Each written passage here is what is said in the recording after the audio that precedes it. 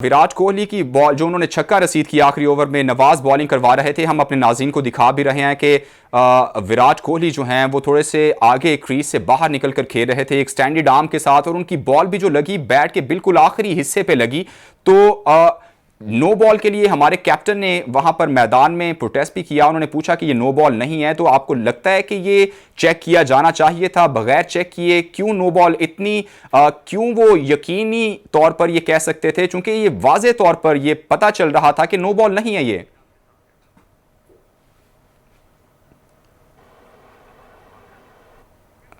देखिए, मैं पहले भी यही कह रहा था कि हमारा काम ये है कि जो एक्सपर्ट बात कर रहे हैं वो रिपोर्ट की जाए। तो ब्रैड हॉग की मिसाल है, या नासिर हुसैन, जो दोनों क्रिकेट अच्छी खासी खेल चुके हैं और आईसीसी के लॉस को भी समझते हैं, वो भी यही सवाल पूछ रहे हैं।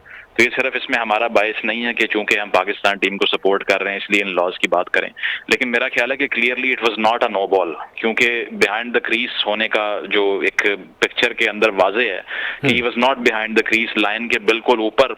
एक तो उसका जो बैकफुट था वो था, और दूसरी चीज ये कि he met the ball almost half way, आगे जाकर एक्सटेंडेड आर्म से, जिस तरह से आपने कहा, वो तब बॉल का कनेक्शन हो रहा है। लेकिन सबसे क्रूशल बात यह है कि विराट कोहली खुद बहुत ज्यादा प्रोटेस्ट कर रहा था। उससे पिछली बॉल पे भी उसने अपील की, उसके बाद भी जो मराया रासमस जो कीपर अंपायर था उसकी तरफ देख के इशारा किया कि नो बॉल दो इसको। So I think the umpire was under pressure, और वो ये देख रहा था कि इतना बड़ा क्रिकेटर है और ये बार बार प्रोटेस्ट कर रहा है, तो शायद प्रेशर लेके सकम कर गए उसको। लेकिन बात यही है कि आपने मीट नहीं किया बॉल को स्टंप्स के बिल्कुल करीब जाके, और बिहाइंड द क्रीज आप मौजूद नहीं थे। उसके बाद जो अगली बॉल हुई वो उससे भी ज्यादा कंट्रोवर्शियल है, क्योंकि उस पर यह बात की जा रही है कि स्टंप्स पे बॉल लग गई, पीछे गई, आपने उस पर भाग के 3 रन ले लिए। उस पर भी अपील की बाबर आजम ने कि ये कैसे काउंट किया आपने। उन्होंने इसको बाय दे के 3 रन काउंट कर लिए। तो अब यही चीज है कि लॉस तो यही कहते हैं कि डेड बॉल अगर हो गई है तो उस पर आप रन नहीं ले सकते, वो इमीडिएटली डेड बॉल हो गई है, because you have to ball again. तो वो जब स्टंप्स पे बॉल लगी है तो ना इसमें बॉलर का कसूर, ना अंपायर का, ना बैट्समैन का कोई कमाल, लेकिन तब भी बॉल लगकर पीछे गई है। वही मेमोरी मेरे सामने आ रही है जो इंग्लैंड और न्यूजीलैंड का वर्ल्ड कप फाइनल हुआ था लास्ट वाला, उसके अंदर भी यही हुआ था कि एक थ्रो की गई थी और बोल्ट ने वो थ्रो की जो कि बाद में लगी स्टंप्स को और पीछे चली गई, बेन स्टोक्स ने भाग के रन लिए, वो चौका हो गया।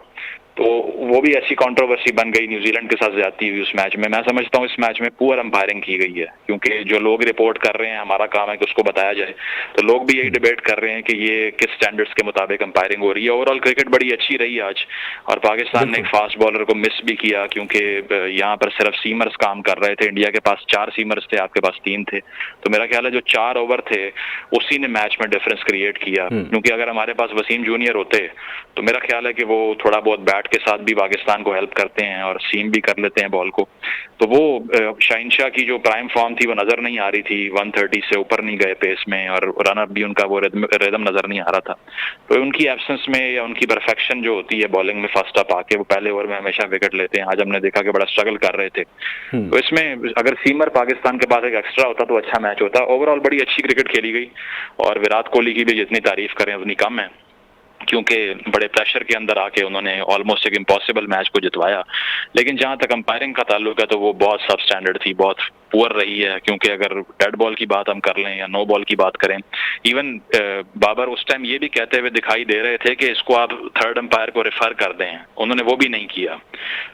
I think they should have taken a second look, कि वो देखते तो सही दोबारा से, या बड़ी स्क्रीन पे लेके आते उसको रिव्यू करते, लेकिन उन्होंने रिव्यू भी नहीं करने दिया।